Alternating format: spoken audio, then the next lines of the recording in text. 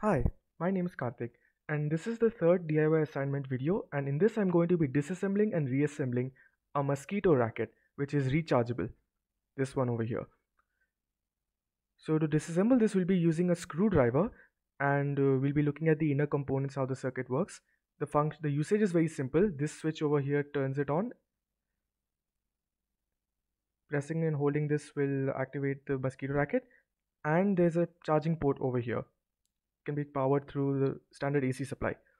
So let's go ahead and break this apart.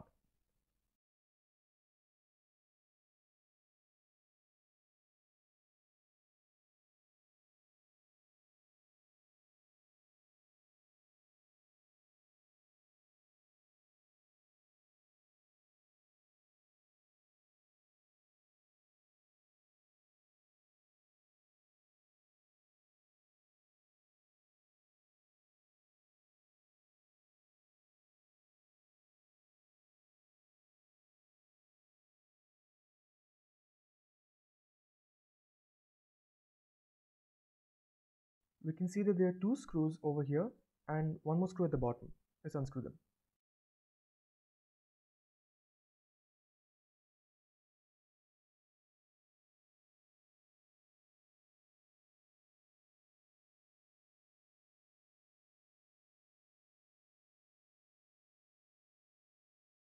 Alright, I've laid out the entire circuit on the table as you can see. So we're going to look at the components one by one.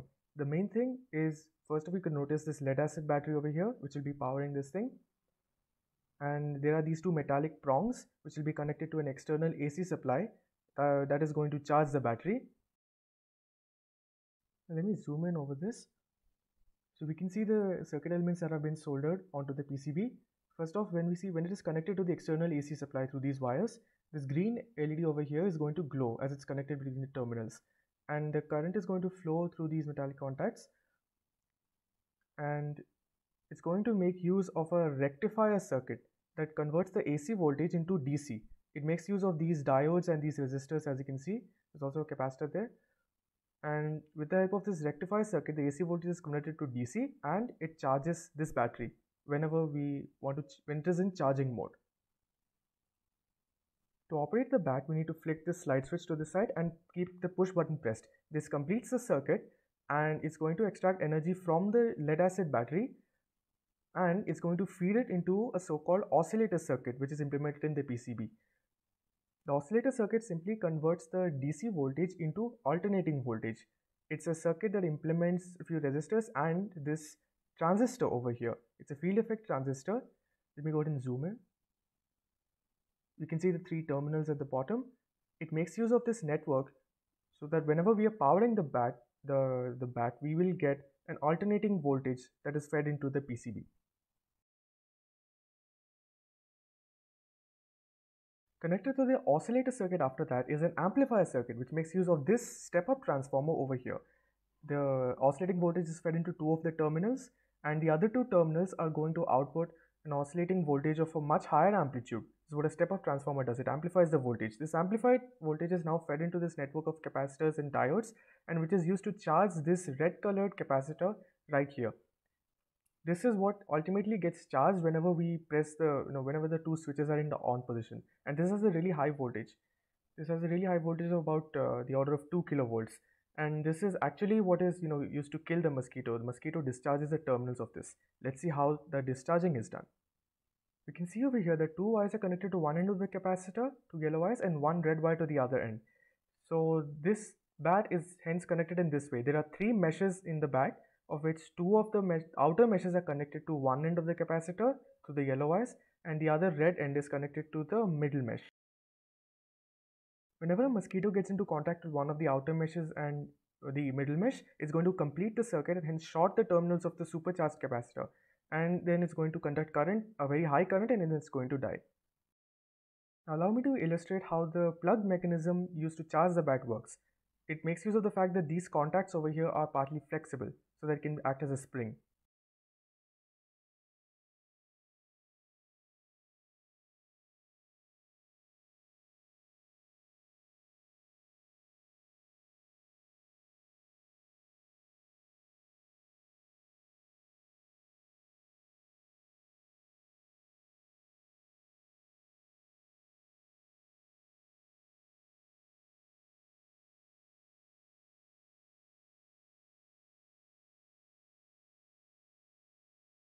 Another thing we notice is that the plastic used for this bat has some defects in the inside. It look like flow lines. They just look, unattractive, but they're not really fixed because they don't affect the functionality of this bat. Outside it looks fine, but to save costs, these defects are left as such. That's an interesting thing to note. One final note before we reassemble this bat: this orange button over here, it's implemented like this so that we can fit it on the side of this plastic handle. And every time we push this is what actually presses the green push button on the PCB. Now let's go and reassemble this.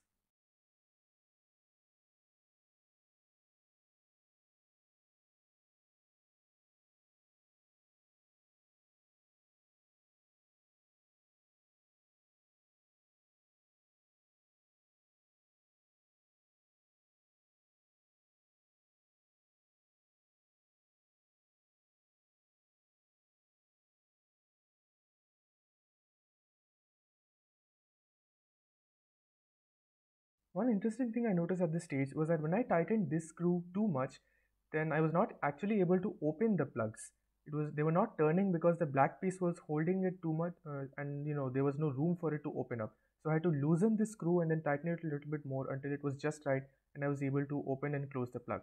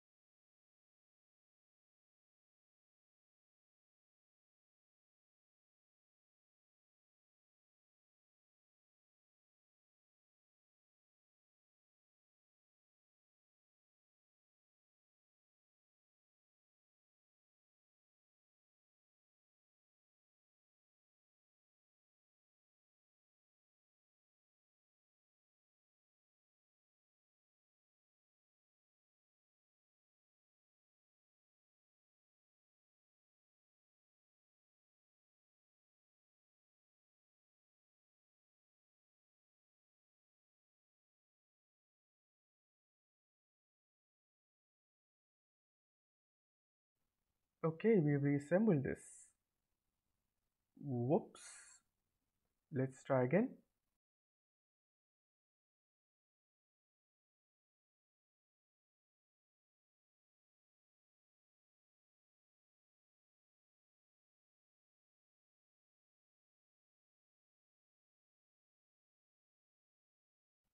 So this was the problem right here.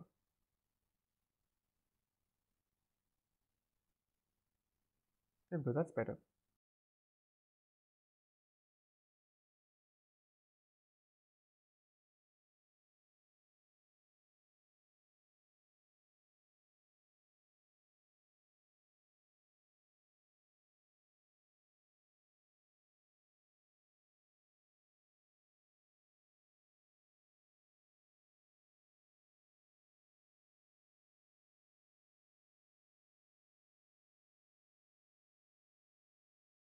Okay, now we finally reassembled this bat with the LED in the correct placement.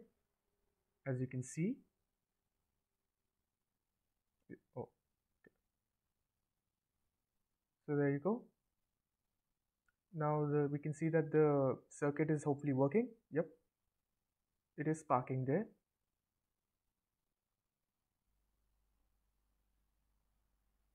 And we can see the slight opening over here because I might not have placed it exactly in the way it was manufactured. But that's a sign of that's a proof that I've actually reassembled this, and this is not the original footage before disassembly, and that the bat actually works now. And now we're going to go ahead and test these plugs. We can see they bend and open nicely, and they also snap back well.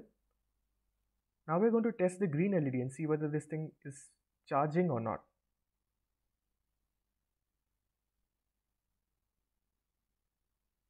Yep, we can see the green LED, so it's charging. So that's it for this video.